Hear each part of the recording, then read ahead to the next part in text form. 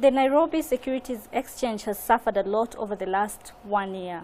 This month, NSE, NSE and NSE 25 declined by 3.6, 2.3 and 2.9 respectively. Today we have the man himself, Geoffrey Odundo, the CEO for NSE. Welcome to the program. Thank you very much. And if you can tell me, what triggered this performance? We started the year very well. We closed the year at 3,711 points on our NSE 20 share index, and we then closed June at 3,285. But what happened during that period, we had a very good performance of the market, where our market actually appreciated on the equity side by 32% and on the bond side by 30%. So what resulted was a good performance of the exchange, where we did a net profit of 76%. So that was a good side of the year.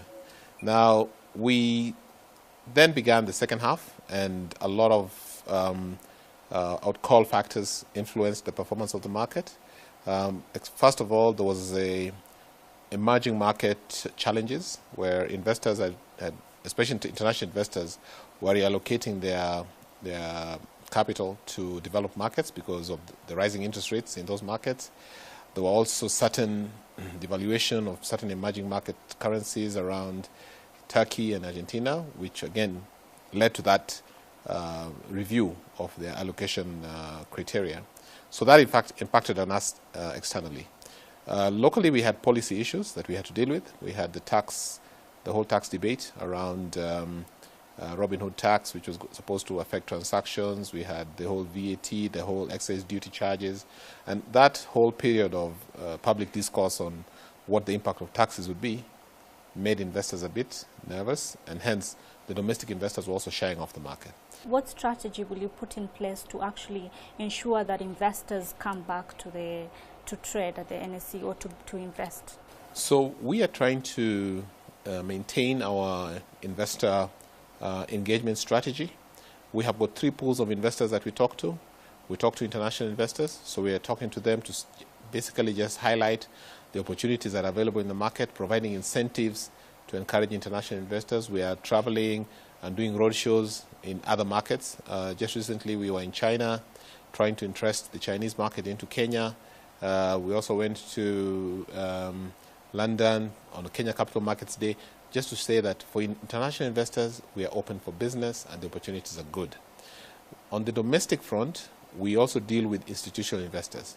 So these are fund managers, insurance companies, and collective investment schemes, and also high net worth individuals. So we also engage this class, this particular pool.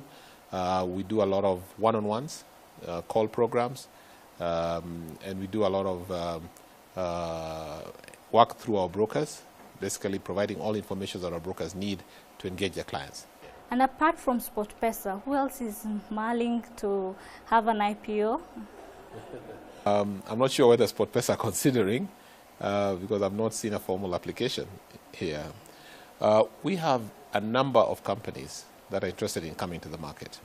I know we've had a long season of no IPOs coming through, but now we are really focusing on different programs to encourage IPOs. I just want to mention about one key program that we are now about to launch, which is called the Incubator Board. Now we are creating an incubator board where companies who are currently formally in business, SMEs, mid-sized companies, and even large corporates can be hosted on the exchange and can be visible on our platform. What do I mean by that? Now, for you to be visible on the NSE platform today, you must be a listed company. So you must comply with the CMA requirements. You must make a formal application to be admitted. There are a whole host of other listing requirements that you must adhere to. And that, for a very new company, can pose a bit of what we call a bit of a challenge. So we are saying companies can actually be hosted on the exchange, where we give you an opportunity for your company to be visible on our platform. So once you're visible on the platform, we take you through a journey of educating you about the market and more the capacity building side. And once you're ready, you then move to what you call an accelerator board. When you're at the accelerator board, you then talk to transaction advisors who then prepare you to become a company that can either raise money through debt or through shares. Speaking of the government, about the 26 companies that are, the government has listed. Is it going to be a game changer for the NSE to privatize those 26 companies? Certainly. In fact, I would like to take you back in history. Between 2006 and 2008, the government listed a number of their state-owned enterprises. Examples include Kenya Power, KenGen. We also had Safaricom, which was previously as part of Telcom. Now, these companies were big issues. They did big issues, so they did big IPOs. And what that did, it attracted a number of Kenyans to the market. Especially, remember Safaricom, where we had close to 2 million applications or 2 million CDS accounts opened. That catalyzed or created interest. So on the back of the government's listings, we also had very many private sector listings that came through, because people now, the confidence in the market was uplifted. So we are delighted that the government is looking at privatizing and making privatizing through the market as one of their options. We see some very good companies there that we are engaging and have been engaging in the past, and we believe this will really provide a good catalyst to encourage other issuers to come to the market. It has emerged that NSE investors have been losing close to 86 billion in state-controlled firms. How are you planning to navigate that? Well, I'd like to say that if you look at the valuation losses that have taken place, I think these are not real actual losses, because you only actualize your loss when you sell. So you'll consistently see the valuation of companies affecting your portfolios. So I could buy a stock at, say, 30 shillings and tomorrow it's 20 shillings. I've actually incurred a paper loss, right? If I sell, then I actualize that. So my advice to investors is that you can do two things. You can either, if you're currently in what you call a loss position, a valuation loss position, you can hold on to your stock and sell when the price recovers. Alternatively, you can dilute your cost by buying more shares at a cheaper price. So if you bought shares at 30 and they're at 20, you can add more stock at 20 to dilute your holding cost, and that narrows then your exposure from a valuation perspective. Yeah. And speaking of companies, how are the big 10 performing, and how are you planning to excite the market? Well, I think the top 10 companies in the exchange are performing extremely well.